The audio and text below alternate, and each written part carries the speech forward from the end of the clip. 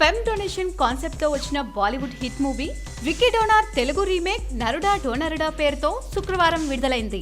సుమన్ చాలా కాలం తర్వాత ఈ సినిమా ద్వారా వెండితెరపై కనిపించాడు. ఈ సినిమాతో మల్లిక్ రామ్ దర్శకుడిగా పరిచయమయ్యాడు. హిందీలో అను కపూర్ చేసిన డాక్టర్ పాత్రను తెలుగులో బహుముఖ ప్రజ్ఞాశాలి తనికెళ్ల భరణి పోషించారు. సుమన్ సరసన పల్లవి సుభాష్ హీరోయిన్ గా నటించింది. అన్నపూర్ణ స్టూడియోస్ బ్యానర్ పై నాగార్జున సమర్పణలో సుమన్ తక్క సుప్రియ, జాన్ సుధీర్ పూదోట ఈ సినిమాని నిర్మించారు. ఈ సినిమాకి శ్రీచరణ్ పాకాల సంగీతం అందించారు. రొమాంటిక్ కామెడీ చిత్రంగా తెరకెక్కిన ఈ ప్రయోగాత్మక సినిమా ఎలా ఉందో తెలియాలంటే ఒకసారి రివ్యూ చూడాల్సిందే.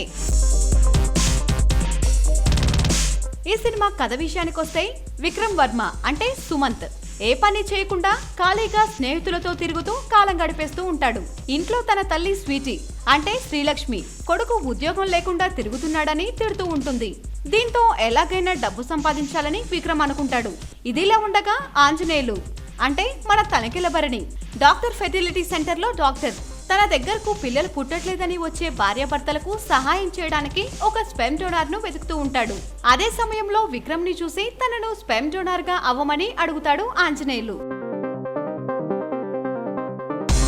మొదట తనకు ఇష్టం లేకపోయినప్పటికీ డబ్బు సంపాదించాలనే కోరికతో తన వీర్యాన్ని దానం చేయడానికి సిద్ధపడతాడు. ఓసారి బ్యాంక్ లో ఆషిమాని అంటే హీరోయిన్ ని చూసి ఇష్టపడతాడు విక్రమ్.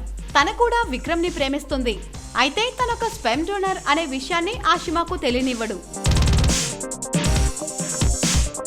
మరి ఫైనల్ గా ఆ విషయం ఆషిమాకు తెలిసిపోతుందా? ఒకవేళ తెలిస్తే ఆమె విక్రమ్ ను యాక్సెప్ట్ చేయగలిగిందా అనే విషయాలు తెలియాలంటే ఒకసారి సినిమా చూడాల్సిందే. విశ్లేషణ: అందరికీ తెలిసినట్లుగా బాలీవుడ్ లో వచ్చిన విక్కీ డోనార్ చిత్రానికి ఇది remake. Vicky donor cinema Bollywood లో పెద్ద సక్సెస్ అందుకుందనే చెప్పాలి. తెలుగు చిత్రాల్లో ఇదొక కొత్త కాన్సెప్ట్. మన తెలుగు సంస్కృతిని బట్టి కొన్ని మాట్లాడకూడదు, కొన్ని వినకూడదు అంటుంటారు. కానీ టెక్నాలజీ పెరిగిన తర్వాత జనరేషన్ లో చాలా మార్పులు వచ్చాయి. ప్రతి విషయంపై అవగాహన పెంచుకుంటున్నారు. అది మంచి విషయం అనే చెప్పాలి. అయితే మనలో చాలా మంది వారికి పిల్లలు పుట్టరని తెలిసి వాళ్ళలో వారు బాధపడుతూ ఉంటారు. అటువంటి వారికి వేరే వాళ్ళ స్పెర్మ్ ను ఇంజెక్ట్ చేసి పిల్లలు పుట్టేలా చేస్తున్నారు. సరిగ్గా ఇదే కాన్సెప్ట్ ను తీసుకొని దానికి లవ్ స్టోరీను కొంత ఎమోషన్ ను యాడ్ చేసి ఈ చిత్రాన్ని తెరకెక్కించారు. దర్శకుడు మల్లిక్ రామ్ ఈ కథను సాఫ్ట్ గా చెప్పడానికి ప్రయత్నించినప్పటికీ అది బోల్డ్ గానే అనిపించింది. తెలుగు ప్రేక్షకులకి ఇది కొత్త కాన్సెప్ట్ అనే చెప్పాలి.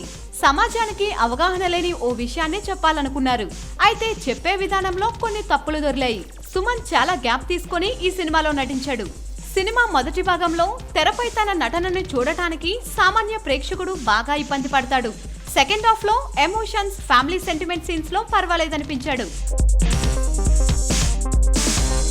ఒక రకంగా ఈ పాత్రలో సుమన్ సెట్ కాలేదనే చెప్పాలి.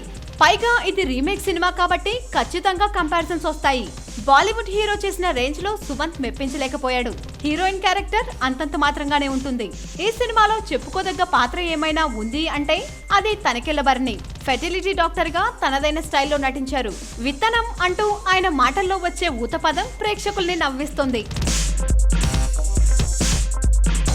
సినిమా మొత్తం విక్రమ్, ఆంజనేయులు అనే రెండు పాత్రల చుట్టూనే తిరుగుతూ ఉంటుంది. ఇక ప్లస్ పాయింట్ విషయానికి వస్తే క్లైమాక్స్ లో హీరో నాగచైతన్య ఎంట్రీ సర్ప్రైజింగ్ గా ఉంటుంది. సినిమాలో పాటలన్నీ ఒకే రకంగా ఉన్నాయి. బ్యాక్గ్రౌండ్ స్కోర్ కూడా సోసోగానే ఉంది. సినిమాలో ఎక్కడా రిచ్నెస్ కనిపించదు. ప్రతి ఫ్రేమ్ సాదాసీదాగా ఉంటుంది. అతి తక్కువ బడ్జెట్ లో ఈ సినిమాను నిర్మించినట్లు తెలుస్తుంది. కానీ ప్రేక్షకులు ఆశించిన రీతిలో అయితే సినిమా ఉండదు. ఇటువంటి సినిమాలకు ఫ్యామిలీ ఆడియన్స్ వస్తారా అనే విషయం కూడా అనుమానమే.